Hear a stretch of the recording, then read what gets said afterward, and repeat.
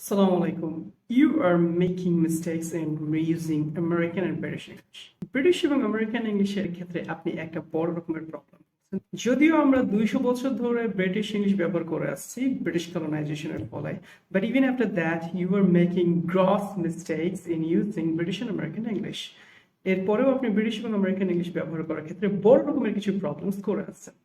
যেমন একটা বাক্য যদি আমরা বলি হি ইজ মাই ফাদার, এই বাক্যটা আমরা কখনোই ব্রিটিশ হিসাবে বলি না হি ইজ মাই ফাদার, খুব সিম্পলি বলেন হি ইজ মাই ফাদার।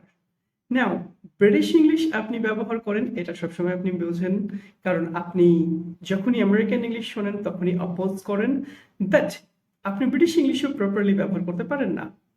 উচ্চারণটা হবে হি ইজ মাই ফাদার, এটা হচ্ছে আমেরিকান ইংলিশ।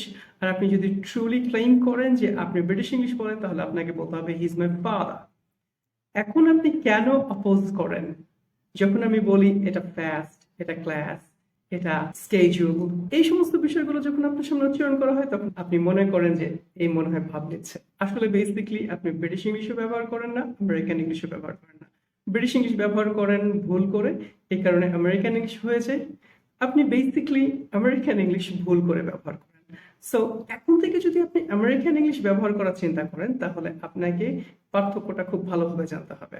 ব্রিটিশ ইংলিশে আর উচ্চারণ হয় না যদি তার আগে একটা ভাওয়েল থাকে। আমরা উচ্চারণ করব properly he is my father, she is my mother, this is a big class, এই সমস্ত বিষয়গুলো ব্রিটিশ ইংলিশ। বাট আপনি যখন আমেরিকান ইংলিশ ব্যবহার করতে যাবেন তখন এগুলো সঠিক উচ্চারণ হবে he is my father, she is my mother, this is a big class.